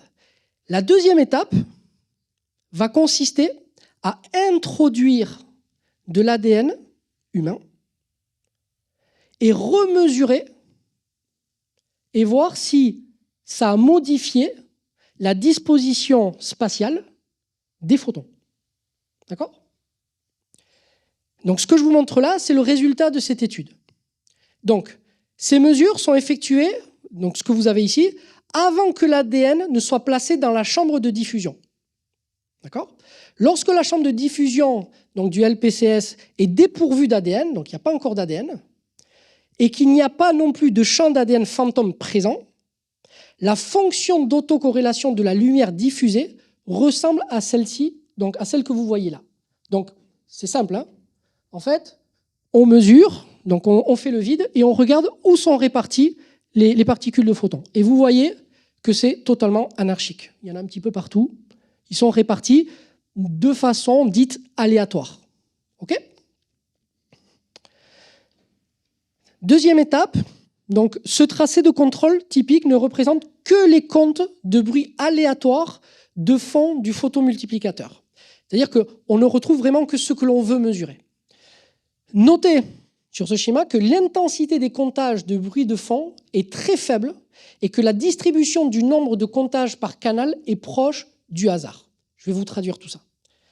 La figure B donc, montre une fonction d'autocorrélation temporelle typique lorsqu'un échantillon d'ADN physique est placé dans la chambre de diffusion et a généralement la forme d'une fonction oscillante et lentement décroissante de manière exponentielle. Lorsque l'ADN est retiré, bon, ça c'est la troisième étape. Donc, ce que l'on voit, c'est que lorsqu'on introduit l'ADN dans la cuvette, en fait, là, vous avez les brins d'ADN, ici, là, que l'on retrouve, et vous voyez les petits points, vous voyez, qui au départ étaient complètement aléatoires, et bien en fait, ils se sont rattachés, ils se sont raccrochés à l'ADN. D'accord ? Ils sont venus se greffer dessus. Lorsque l'ADN est retiré, parce qu'il y a cette troisième étape qui est très importante, c'est la question de se dire, ok, bon, effectivement, quand on met l'ADN, les photons semblent s'accrocher et s'intriquer à l'ADN, mais que se passe-t-il lorsqu'on retire l'ADN à nouveau? Et lorsque l'ADN est retiré de la chambre de diffusion, on prévoit que la fonction d'autocorrélation sera la même qu'avant que l'ADN ne soit placé dans la chambre de diffusion. D'accord? C'est-à-dire que ce que l'on prévoit, c'est qu'une fois qu'on va retirer l'ADN et qu'on va remesurer là où sont les photons, en fait, ils vont se redistribuer de façon complètement aléatoire, comme ici. D'accord? C'est ce que l'on prévoit. Et vous vous doutez bien que ce n'est pas le cas. Eh ben oui, vous êtes trop concentrés là. Et de manière surprenante et contre-intuitive, mais pas pour vous, il s'avère que la fonction du coup d'autocorrélation mesurée, juste après le retrait de l'ADN de la chambre de diffusion, est nettement différente de celle obtenue avant que l'ADN ne soit placé dans la chambre. Je ne sais pas si ça fait des choses dans votre tête, mais il se passe quand même des choses là. Deux exemples des fonctions d'autocorrélation mesurées juste après le retrait de l'ADN physique sont présentés dans les figures que vous voyez ici. Donc vous voyez, en fait, ce qu'on appelle le fantôme, l'ADN fantôme, c'est la présence apparente des conséquences de la présence de l'ADN alors qu'il n'est plus là. OK? OK, super. Donc en fait, là on voit qu'une fois que c'est retiré, vous avez en fait le fantôme de l'ADN qui est encore là. OK. Donc là, on commence déjà à avoir des éléments d'explication aussi par rapport à tous les phénomènes d'intrication. On y reviendra. Après avoir dupliqué cela plusieurs fois, parce que vous vous doutez bien, et vérifié l'équipement de toutes les manières imaginables, nous avons été forcés d'accepter, ça c'est incroyable, c'est-à-dire que, mais ce n'est que ça, hein. Quand j'ai fait la formation, là, quand on a fait la formation sur la physique quantique, en octobre dernier, j'ai vraiment insisté à la façon dont l'histoire de la physique quantique s'est déroulée, en expliquant que ce n'est que ça. Les plus grandes découvertes scientifiques, c'est lorsque les scientifiques veulent démontrer l'inverse de ce qu'ils croient. C'est-à-dire qu'ils ont une croyance et ils se disent, mais en faisant cette expérience, du coup, c'est tellement fou que je vais démontrer que c'est faux. Et en fait, c'est vrai. Mais ce n'est que ça. Max Planck, ce n'est que ça. Max Planck était persuadé que ce qu'il disait, c'était n'importe quoi. Il n'y a jamais cru aux implications de ces quantas, jamais. Et pourtant, il sera obligé, lui aussi, d'accepter les résultats. Einstein, pareil. Il a émis des hypothèses comme l'EPR pour montrer en fait la folie de l'interprétation de Copenhague en physique quantique, parce qu'il était sûr que c'était tellement fou, tellement dingue, que ça ne pouvait pas être vrai. Donc il dit, ben oui, donc si ce que vous dites est vrai, ça veut dire que ça aussi c'est vrai. Bon, ben ok, amusons-nous à mesurer ça, mais vous allez vous casser la gueule. Eh bien non, c'est vrai. Et ce n'est que ça.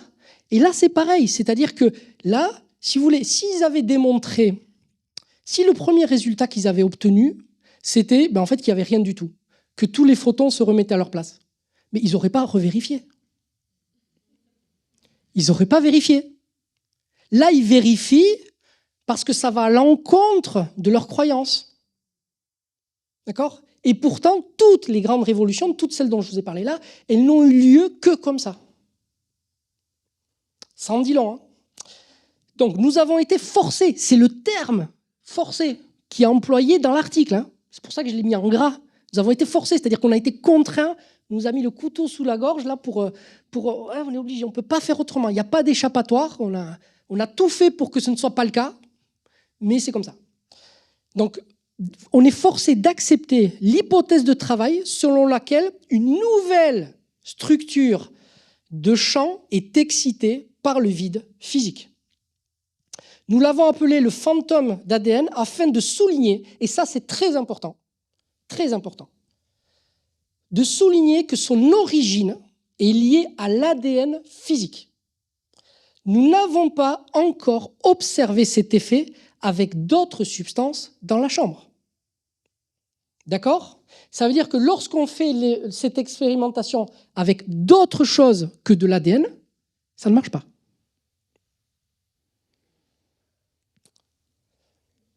Après la découverte de cet effet, nous avons commencé une étude plus rigoureuse et continue de ce phénomène. Nous avons constaté que tant que l'espace dans la chambre de diffusion n'est pas perturbé, nous sommes capables de mesurer cet effet pendant de longues périodes de temps. Dans plusieurs cas, nous l'avons observé jusqu'à 1 mois. Il est important de souligner que 2 conditions sont nécessaires pour observer les fantômes d'ADN. Le premier est la présence donc, de la molécule d'ADN. Et le second est l'exposition de l'ADN à un rayonnement laser faiblement cohérent. Et il a été démontré que cette dernière condition fonctionne avec 2 fréquences différentes de rayonnement laser. Donc cet effet fantôme, il ne dure pas quelques minutes. C'est-à-dire que même 1 mois après, quand ils repartent dans leur boîte, là, dans leur cuvette qui est vide, où ils ont retiré l'ADN depuis 1 mois, mais ils voient encore le fantôme.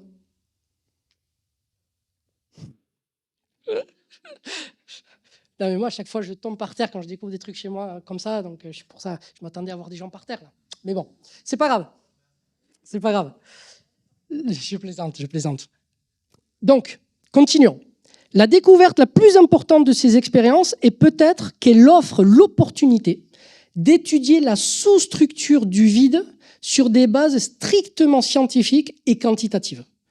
Ceci est possible grâce à la capacité intrinsèque du champ fantôme à se coupler avec les champs électromagnétiques conventionnels.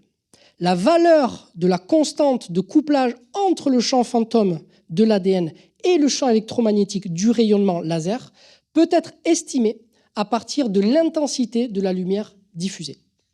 La première série d'expériences préliminaires qui a été menée à Moscou et à Stanford nous a permis de détecter de manière fiable l'effet fantôme. C'est-à-dire qu'aujourd'hui, il n'y a vraiment aucun doute par rapport à ça. Ce modèle est suggéré comme base d'une théorie quantique non linéaire plus générale qui pourrait expliquer de nombreux phénomènes énergétiques subtils observés et pourrait éventuellement fournir une théorie physique de la conscience. Selon notre hypothèse actuelle, l'effet fantôme de l'ADN peut être interprété comme la manifestation d'une nouvelle sous-structure physique du vide qui a été précédemment négligée. Il apparaît que cette sous-structure peut être excitée à partir du vide physique dans une gamme d'énergie proche de l'énergie nulle à condition de remplir certaines conditions. Bien. La conclusion, c'est que l'ADN influence donc la structure de la matière. C'est pas rien. Ça veut dire que puisque l'ADN influence les photons, que les photons sont ceux qui constituent tout ce qu'il y a dans notre monde, en fait, notre ADN a un pouvoir pour altérer la matière dont est fait le monde dans lequel nous vivons. OK? Bien. Donc, petit résumé. Première chose que nous avons vue, c'est que nos émotions ont la capacité d'altérer la structure de l'ADN. D'accord? Deuxième élément, c'est que l'ADN altère à son tour la structure de la matière. C'est ce que nous venons de voir. Donc, il semblerait que nos émotions, au travers de l'esprit, semblent pouvoir structurer la matière. D'accord? Et là, je vais vous faire une petite pause pour intégrer un petit peu ça. Et je fais une petite alerte spoil. D'accord? Donc, appel à One Piece, bien évidemment. Obligé. Donc, non mais moi par contre je suis gentil, c'est-à-dire que les gens qui bouchent les yeux, ça suffira. Je ne dirai rien, je vais juste laisser méditer les gens qui sont à jour, tout simplement. D'accord? Parce que pour exprimer ça, c'est beaucoup trop. Donc, je fais un compte à rebours à 0, fermez les yeux ceux qui ne veulent pas savoir. Et les autres, je vous laisse apprécier pendant quelques secondes. 3, non les oreilles c'est bon. Vous pouvez, voilà. 3, 2, 1, 0. Lorsque les émotions ont la capacité de structurer la matière, c'est clairement un super pouvoir, et un super pouvoir que nous avons tous. Et comme l'a dit si bien Pierre hier, c'est le pouvoir de l'humain. C'est le pouvoir de l'humain. Alors seuls ceux qui sont un jour comprendront ce schéma, mais la portée des implications de ça, du lien entre nos émotions et la structure de la matière, elle se trouve là. Elle se trouve là. C'est bon, vous pouvez rouvrir les yeux. Est-ce que vous avez encore de l'énergie? Parce que là, je voudrais vous parler de quelque chose d'incroyable, mais ça va demander un petit peu d'attention. On y va quand même? On y va quand même. C'est vraiment important parce que c'est des notions à côté desquelles on ne peut pas passer. Je vais vous parler d'un élément, d'une expérience, qui est l'expérience clé véritablement de la physique quantique. Donc ceux qui ont suivi la formation, bien évidemment, vont comprendre beaucoup plus facilement, parce que je ne vais pas pouvoir reprendre l'intégralité des éléments, mais en tout cas, on va essayer de voir quelles sont les implications, et c'est ça qui est important. Donc on va parler de la superposition des états, qui est l'élément central de la révolution quantique. La révolution quantique, elle se trouve là, pas ailleurs. En mécanique quantique, selon le principe dit de superposition, un même état quantique peut posséder plusieurs valeurs pour une certaine quantité observable. Nous avions vu que les ondes avaient cette particularité que lorsqu'elles étaient de même nature, elles pouvaient s'additionner. D'accord ? C'est ce qui permet l'apparition d'interférences. Ce principe résulte du fait que l'état, quel qu'il soit, d'un système quantique est représenté par un vecteur dans un espace vectoriel nommé espace de Hilbert. Cela ne signifie pas que nous voyons directement une superposition quantique. On ne voit jamais un électron à deux endroits différents. Ce que nous voyons réellement, ce sont les conséquences subtiles du fait qu'une particule se trouve d'une certaine façon à plusieurs endroits à la fois. On appelle ces conséquences des interférences quantiques. Donc vous avez la même chose au niveau ondulatoire, par exemple, quand vous prenez je sais pas moi, des vaguelettes au bord d'un lac, vous voyez bien que lorsque les vagues deux vagues viennent se rencontrer, en fait, il y a une interférence entre les deux. Elles s'additionnent. D'accord ? Ça, c'est en opposition à tout ce qui va être corpusculaire. Alors imaginons un protocole expérimental avec des instruments optiques, un laser, des lentilles, des prismes qui séparent le faisceau de laser, puis le recombinent, et des détecteurs de photons. Là, un faible faisceau laser composé de quelques photons, séparés en deux faisceaux distincts, qui suivent deux chemins différents. D'accord ? Donc vous avez un chemin à gauche et un chemin à droite. Les deux chemins ici se rejoignent ensuite, puis se divisent à nouveau pour aboutir à deux détecteurs, un en haut et un en bas. Jusqu'ici, tout va bien.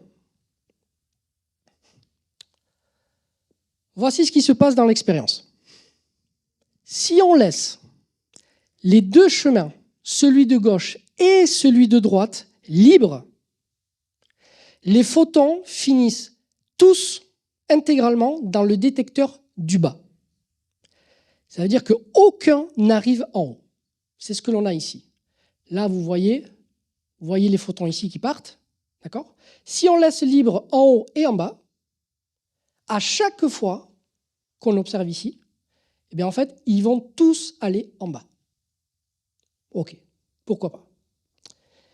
Mais si on décide, ici, de mettre la main pour barrer l'un ou l'autre des chemins, celui de gauche ou celui de droite, une moitié des photons continue vers le bas, ici, et l'autre moitié vers le haut. Donc, comment cela est possible ? Il y a quelque chose qui est quand même assez curieux. C'est-à-dire que la moitié des photons qui passent par l'un ou l'autre des chemins arrive en haut. Donc c'est ce qu'on a vu ici.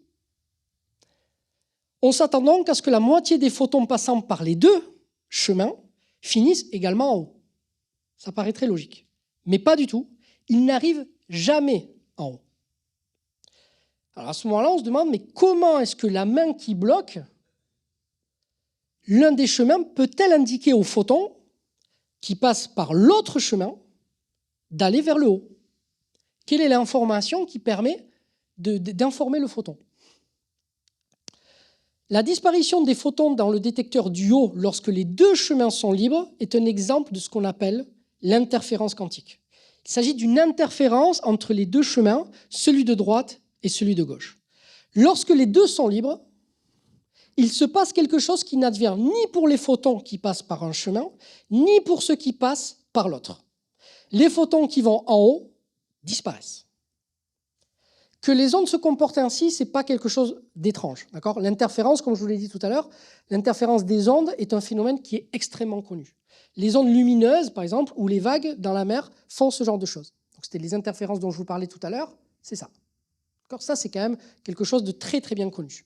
Par contre, ici, nous n'observons jamais une onde divisée en deux parties. Nous ne voyons que des photons individuels, entiers, qui passent chacun d'un seul côté, soit à droite, soit à gauche. Si nous plaçons des détecteurs de photons le long des chemins, ces détecteurs ne révèlent en effet jamais un demi-photon. Ils nous montrent que chaque photon passe intégralement à droite ou à gauche. C'est ce qu'on appelle la superposition quantique dont nous voyons la conséquence. Le photon passe tant à droite qu'à gauche. Il est dans une superposition quantique de deux configurations, celle de droite et celle de gauche. La conséquence est le fait que les photons ne vont plus en haut. Ce serait le cas s'ils étaient passés par l'un ou par l'autre des deux chemins. OK. Mais l'essentiel n'est pas là. Ce qui est incroyable dans cette expérience, c'est que lorsqu'on décide de mesurer par lesquels des deux chemins passe le photon, pour savoir ce qui se passe, pour essayer d'expliquer, mais en fait, l'interférence dont on parlait disparaît. Il semble en fait que le simple fait de vouloir observer l'interférence l'empêche d'advenir et donc modifie le résultat. Donc, si je ne regarde pas où passe le photon, il finit toujours en bas. Mais si je regarde où il passe, il peut finir en haut. Là, ça va piquer. Hein, je vous préviens. Et donc, ce qui est incroyable dans cette expérience, c'est qu'un photon peut finir en haut, même si je ne l'ai pas vu. Autrement dit, je ne sais pas si ça sera plus simple, mais le photon change de chemin juste parce que je l'attendais du côté où il n'est pas passé, et ce, même si je ne l'ai pas vu. On dirait un sketch à la Raymond DeVos, mais ça ne l'est pas. Ça n'est pas. C'est juste c'est juste fou. En fait, ce qui ressort de là, c'est que l'observation, le fait de vouloir observer une interférence, va l'empêcher de se manifester.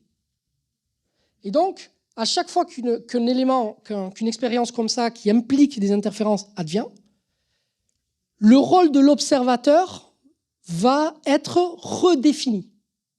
Et c'est là où se joue la véritable révolution. C'est-à-dire que pour comprendre la révolution, vous n'avez pas besoin de comprendre ce que je vous ai dit, vous avez besoin de comprendre les implications. Et c'est ce que je vais vous expliquer là. Mais c'est important pour moi de vous expliquer comment on en est arrivé à la révolution, parce que ces éléments-là, c'est des choses sur lesquelles vous pourrez revenir quand vous en aurez envie ou quand vous vous sentirez prêt. D'accord ? Donc, ça, c'est une petite parenthèse pour ceux qui ont des notions et surtout pour les élèves qui ont suivi ma formation sur la physique quantique. Donc, ce qu'on lit en fait dans les manuels de mécanique quantique, c'est que si j'observe par où passe le photon, son psi, donc psi en fait c'est la fonction d'onde d'Erwin Schrödinger, hein, donc le psi saute intégralement dans un chemin. Ça veut dire que si je vois le photon à droite, l'onde de psi saute tout entièrement à droite. Et si j'observe et ne vois pas le photon à droite, l'onde de psi saute tout entier à gauche. Dans les deux cas, Le fait d'observer empêche l'interférence. Il n'y a plus d'interférence. Et c'est l'observation qui fait que l'interférence n'est plus. Et du coup, cette onde-là va basculer complètement de l'autre côté. Dans le jargon, on dit que la fonction d'onde s'effondre, c'est-à-dire qu'elle saute tout entier en un point au moment de l'observation. Et depuis 2012, avec les découvertes de Serge Haroche, on sait qu'il y a en fait un phénomène de décohérence qui a lieu et qui explique ce phénomène-là. C'est donc cela, ce qu'on appelle la superposition quantique. Le photon est dans deux chemins à la fois. Si je le regarde, il saute sur un et un seul des deux chemins et l'interférence disparaît. Donc à chaque fois que je vais intervenir pour voir ce qui se passe, je vais modifier le résultat de l'expérience. D'accord ? Et ça rejoint complètement ce que je viens de vous dire avant, dans les expériences qu'on a faites juste avant. Ce monsieur, John Wheeler, donc c'est Monsieur Trou Noir, pour ceux qui le connaissent, c'est lui qui a inventé le terme de trou noir. C'était donc un très grand physicien, un grand ami de Einstein, sur lequel ils étaient absolument en désaccord sur la façon de voir le monde. Et donc ce monsieur, suite à ses expériences, a émis, ou a suggéré plutôt, je dirais, le fait que nous devions éliminer, hein, c'est pas rien, éliminer de nos livres le mot d'observateur et le remplacer par le mot participant. J'espère que vous arrivez à faire le lien avec tout ce qu'on a dit précédemment. Hein. Ça, c'est très fort, hein, parce qu'encore une fois, ça, c'est encore un pied de nez à la fameuse expérience de Michelson et Morley, qui disait que, n'étant pas capable d'identifier cet éther ou ce champ, tout est séparé. Sauf que là, on voit très bien que non. Et le fait que, du coup, on a baigné, on a grandi dans un monde où la science nous a présenté les choses de façon séparée, eh bien, en fait, on nous a amené les choses en termes d'observateurs. C'est-à-dire qu'il y a les choses qui se passent et il y a nous. Sauf que toutes les expériences nous montrent l'inverse. Et donc, John Wheeler dit, effectivement, là, il y a un problème. On ne peut plus considérer l'univers dans lequel nous vivons comme étant des observateurs. Nous faisons partie du système. Nous devons nous intégrer à ce système pour nous comprendre. Et donc, nous devons nous considérer comme des participants. Et donc, il a cette très belle phrase qui dit donc, nous ne sommes pas des observateurs, nous sommes des participants. Et aussi étrange que cela peut paraître, nous vivons dans un univers participatif. L'univers tel qu'il a émané est un univers où tout le monde participe. Il n'y a pas d'un côté des gens qui observent et les autres qui font. Donc, ça a des implications très fortes sur la responsabilité individuelle de chaque personne sur ce qui arrive de façon globale. On passe un dernier cap. Je vous garde un dernier cap parce que celui-là, il est important. Enfin, tout est important, mais là, on en profite. Suite à cette étude, à partir du moment où on comprend qu'effectivement l'observateur n'existe plus et que nous sommes tous des participants, la question est de savoir dans quelle mesure est-ce que l'observateur va avoir un impact. D'accord ? Et cette étude, qui est vraiment, mais alors là, on rentre dans des perspectives extrêmement intéressantes. En 1998, on est encore avant 2000. Hein. J'insiste bien. Hein. Dans le sommaire, donc c'est l'Institut Weizmann qui a fait cette étude-là, le 27 février 1998, qui décrit donc dans son sommaire, dans son résumé, l'une des prémices les plus bizarres de la théorie quantique, qui a longtemps fasciné les philosophes et les physiciens, affirme que par l'acte même de regarder, l'observateur affecte la réalité observée. Et donc, dans une étude qui a été rapportée dans le numéro 26, donc du 26 février 1998 de Nature, des chercheurs de cet Institut des sciences ont mené une expérience qui démontre comment un faisceau d'électrons est affecté par le fait d'être observé. Mais attention, l'expérience a révélé que plus la quantité des observateurs est grande, plus l'influence de l'entité observateur sur ce qui se passe réellement est grande.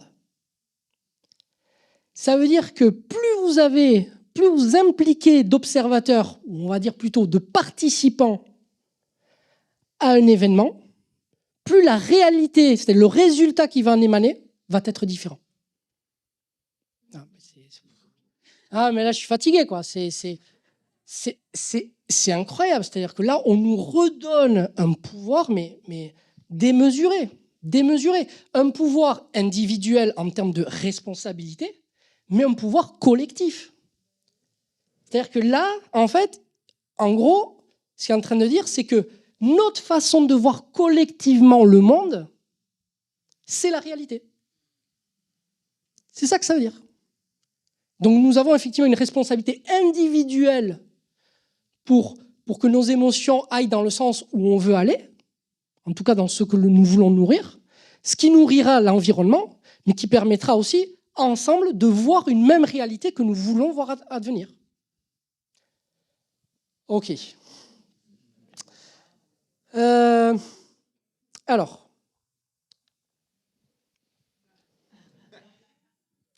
Pas de spoil. Mais là, on est obligé de faire un petit bilan de tout ça. Donc, pour ceux qui connaissent, évidemment, on est toujours sur les références de la vie de One Piece. Et donc, je voudrais vous poser une question. Par rapport à tout ce qu'on vient de voir, d'accord ? À votre avis, que font ces deux enfants-là ? Est-ce qu'il y a une personne qui voudrait me répondre par rapport à ça ? Que font ces deux enfants ? Oui ? Ils participent au changement du monde. Ouais, trop fort. Là. Trop fort. En fait, ces deux enfants, ce sont des frères. Des frères qui ont un lien qui est très, très, très, très fort. Et leur capacité à orienter leur attention et leur pensée font que ces deux enfants-là, ce qu'ils voient, ce n'est pas la mer. Là, vous avez une mer devant, mais en fait, ils ne voient pas du tout la mer. Eux, ce qu'ils voient, c'est ce qu'ils veulent devenir. Et ils projettent sur le monde ce qu'ils veulent devenir. Et d'ailleurs, donc Luffy, ici, qui est le héros de ce manga, depuis le début, il sait très bien en fait ce qu'il veut devenir et il fait absolument tout pour que cela advienne. Et donc, le monde qu'il construit devant lui s'adapte à lui. Parce qu'il a décidé qu'il deviendrait le roi des pirates. Et donc, le monde autour de lui s'adapte à ça. Et tous les deux, et là où je voulais insister, c'est que le fait qu'il va probablement devenir le roi des pirates n'est pas uniquement lié au fait qu'il a décidé, mais c'est parce que lui aussi le voit comme le futur seigneur des pirates. C'est-à-dire que lui, le grand frère, croit absolument dans la réalité de son frère.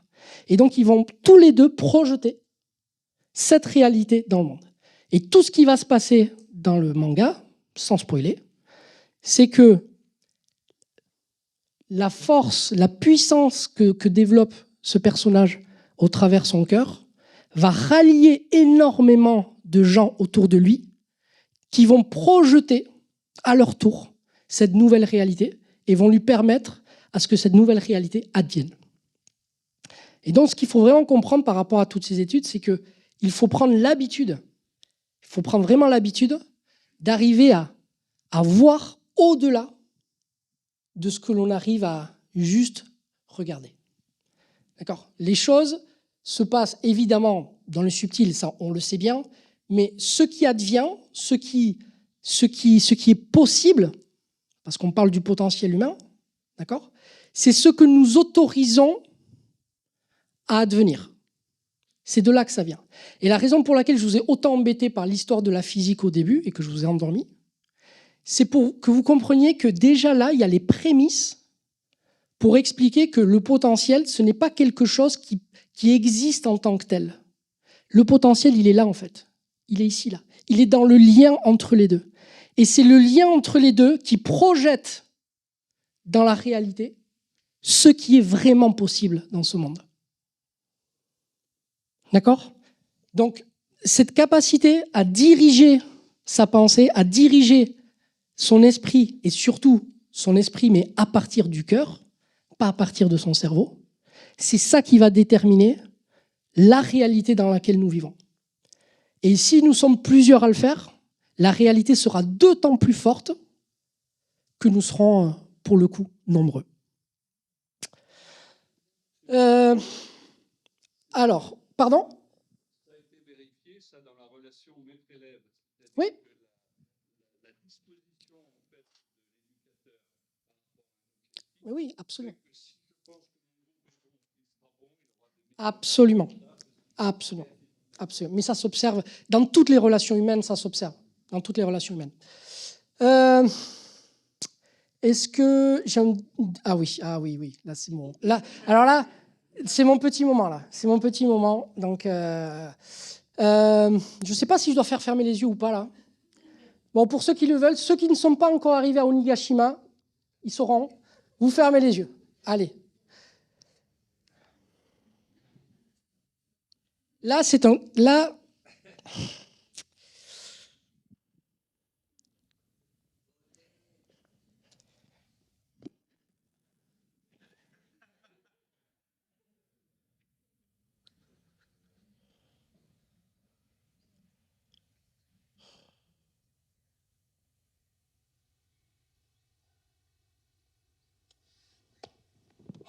C'est dur pour moi.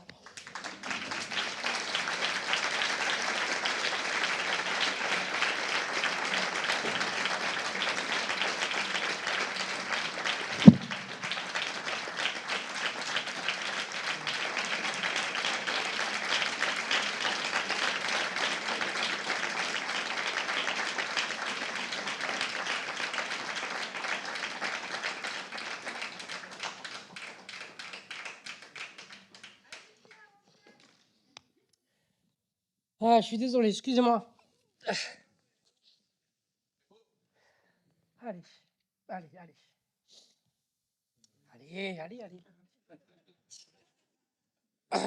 Bon, excusez-moi. Merci Pierre. Alors, donc ce personnage, c'est un personnage bien évidemment très très important dans l'histoire de One Piece. Et la raison pour laquelle je suis autant ému, c'est parce que donc ce personnage est très important, mais pas pour ce qu'il est, mais pour la façon qu'on m'a amené à le voir. Et bien évidemment, la raison pour laquelle c'est aussi difficile pour moi, c'est qu'il s'agit de mon fils.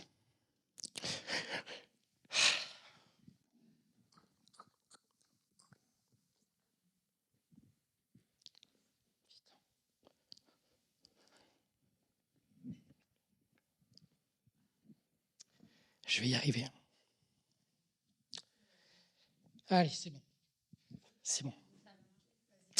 Donc, ce personnage, donc, c'est un personnage très très important dans l'histoire de One Piece.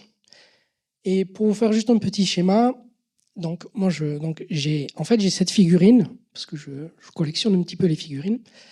Et il est invité ici, comme vous le voyez. Il est juste là. Et en fait, dans cette posture, elle est liée au fait qu'il combat. Vous savez, ces espèces de boss de dernier niveau des jeux vidéo, là, vous savez, vraiment les gros malabars. Un adversaire qui est bien évidemment 100 fois plus grand que lui et potentiellement beaucoup plus fort que lui. D'accord? Et donc là, vous voyez sa détermination. Il est posé, ancré et prêt, quoi qu'il en coûte, à aller jusqu'au bout de la bataille. Et donc, comme c'est un personnage que j'aime beaucoup, j'ai commandé la figurine, qui sont des figurines de collection. Et ce qui s'est passé,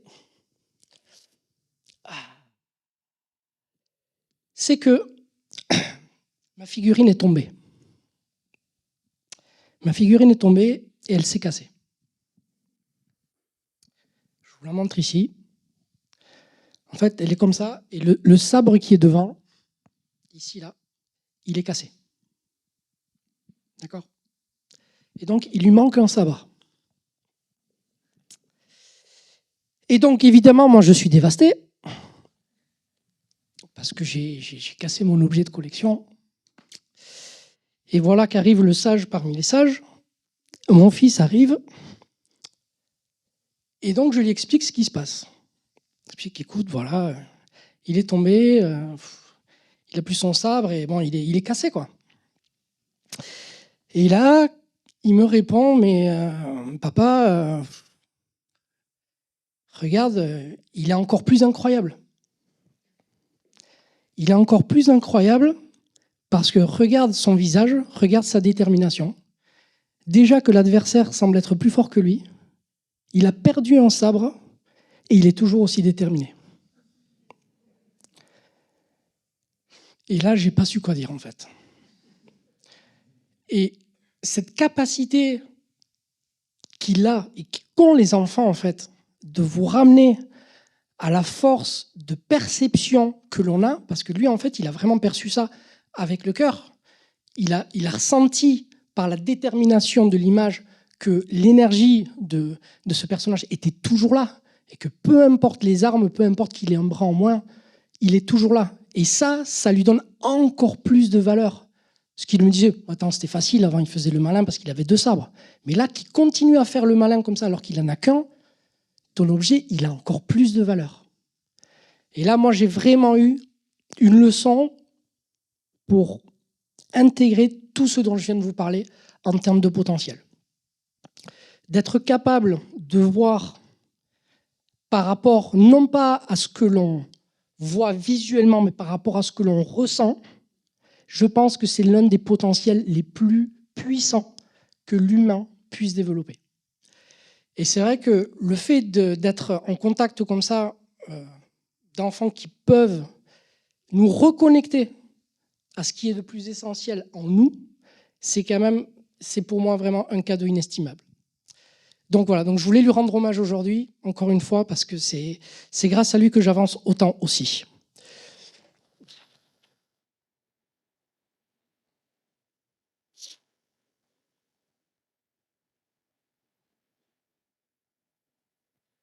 Merci pour lui. Et donc on en revient bien évidemment aux implications de tout ce qu'on vient de dire, qui est qu'effectivement, on ne voit pas le monde tel qu'il est, mais comme on le pense. Parce que le monde est comme on le pense. Ça, c'est la suite de la phrase, mais c'est véritablement ça. Et je pense qu'aujourd'hui, vous avez les éléments qui permettent de, non pas uniquement comprendre, mais de ressentir véritablement les implications de tout ce qu'on a vu aujourd'hui. Et si vous arrivez à vraiment assimiler tout ce qu'on a vu aujourd'hui et à le ressentir, et vraiment le ressentir non pas dans votre tête, mais du coup dans votre cœur, je pense que c'est le moment où vous permettrez au mieux l'émergence, non pas uniquement la meilleure version de vous-même, mais la meilleure version du monde lui-même. Je vous remercie beaucoup pour votre attention.